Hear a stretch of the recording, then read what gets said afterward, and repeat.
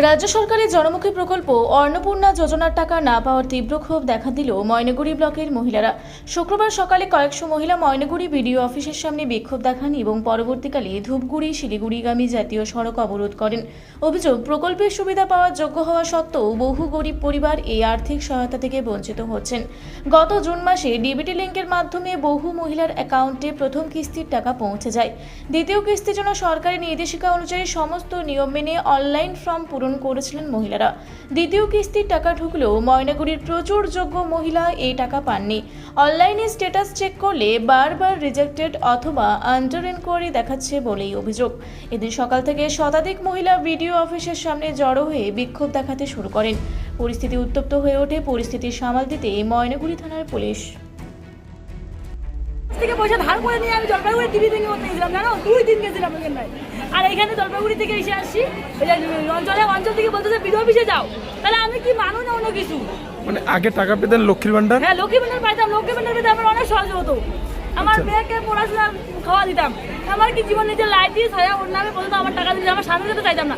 স্বামীর কাছে তাহলে তো দাপট দিতে হয়, আগে দাপট খেতে হয়।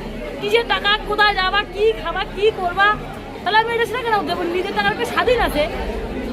কি চাচ্ছেন আপনারা? কি চাচ্ছেন? আমরা অন্নপূর্ণা ভান্ডারটা চাই। মানে মানুষ এখন কি সমস্যাটা কি? এখন আমাদের টাকা ঢুকতেছে না কেন? কেন ঢুকছে না? কেন ঢুকতেছে না এইটাই। আগে সরকার কি প্রতি মাসে দিত? প্রতি মাসে দিত। এক মাসও ঢুকে নেই টাকা। এক মাসও আমি পাই না। জুলাই মাসে 17 তারিখে বসছি, ওই যে আমাকে বলতেছে আজকে এখানে আসো, কালকে এখানে আসো। জলপাইগুড়ি 2 দিন গেছিলাম দাদা, আমি টাকা ধার করে মানুষের কাছে। কি করেন আপনি? আমি বাড়িতেই কাজ করি, ওই বাড়ির কাজেই করি। আমার স্বামী আমাকে বাইরেও বেরোতেও দেয় না। আর আমাদের এদিকে জায়গায় পাড়া পুরা মানে খারাপ আছে। আচ্ছা, মানে কি করলেন আজকে আপনারা? আমরা অন্নপূর্ণার জন্য বিক্ষোভ করলাম। আচ্ছা। বিক্ষোভ করে স্যারের সঙ্গে কথা বললাম, বিডিও স্যারের সঙ্গে, কোনো কিছুই হলো না ফল আমাদের। এখন আমরা আবার গুরুতর আন্দোলনে নামবো, কারণ আমরা আবার বিক্ষোভ দেখাবো যাতে আমাদের ডিএম স্যার আমাদের সরাসরি এসে কথা বলে। কিসের টাকা পাননি আপনি? আমরা অন্নপূর্ণার টাকা পাইনি। একবারও পাননি? আমি 2বার পেয়েছি। আমার সব কিছু কাগজ ওকে আছে। মানে টাকা পেয়েছেন তারপরও এবার বন্ধ আমার ঢুকে নেই। এই মাসে কেন? জানি না কেন। আমি এসে এখানে বিডিও অফিসে দেখাইলাম কাগজ, আমার সব কিছু কাগজ ওকে আছে, অথচ আমার টাকা কেন কোন অভিযোগে ঢুকতেছে না সেটা আমি বলতে পারতেছি না। ওনারা আর আমাকেও বলতেছে না। আমাকে বলুক যে আমার আপনার এটা অপশনের জন্য আপনার টাকা ঢুকতেছে না, সেটা বলতেছে না। আচ্ছা, টাকাটা আপনারা কি করলেন? এই জন্য আমরা রাস্তায় বিক্ষোভ করলাম, রাস্তা অবরোধ করলেন। আর কি করলেন? আর কি করলাম? আমরা বিডিও স্যারের সঙ্গে কথা বললাম, বিডিও স্যার সেমন কিছু অপশন দিল না। আমাদের চাই যে আমাদের হচ্ছে বাড়ি বাড়ি ইনকোয়ারি হোক, না হলে আমাদের সমস্ত কাগজ ডকুমেন্ট যারা যারা দিদিরা পায় নাই সবারই এখানে বিডিও অফিসে এসে অ্যাপ্রুভ করুক কাগজগুলো, যাতে আমরা সবাই অন্নপূর্ণাটা পাই। সবার ক্ষেত্রে কি একই সমস্যা? মানে এক একজনের এক এক রকম সমস্যা। আচ্ছা, আগে টাকা পাইতেন?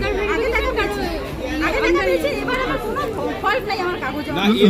লক্ষ্মীর ভান্ডার? হ্যাঁ, লক্ষ্মীর ভান্ডার পেয়েছি। প্রত্যেকটা টাকা আমি রোজই পেয়েছি। কি নাম? রোশনা বাড়ি? বাড়ি মধ্যখাতলা। আজকে বিডিও অফিসে অন্নপূর্ণা টাকা দিচ্ছে না কেন? সবাইকে দিচ্ছে, আমরা কেন পাবো না? গরিব মানুষ। আচ্ছা, যা দেওয়ার মন্ত্রী হচ্ছে সবাইকে দিবেন, না দিলে কাউকে দিবেন না। আপনাদের পাকা বাড়ি আছে? পাকা বাড়ি নেই তবুও দিচ্ছে না?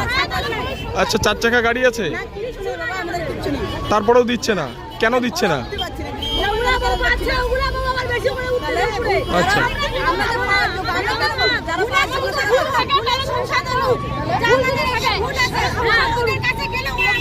কি নাম আপনার? কোথা থেকে আসেন? রানীহাট। জলপাইগুড়ি থেকে কনক অধিকারীর রিপোর্ট, রূপসী বাংলা মিডিয়া।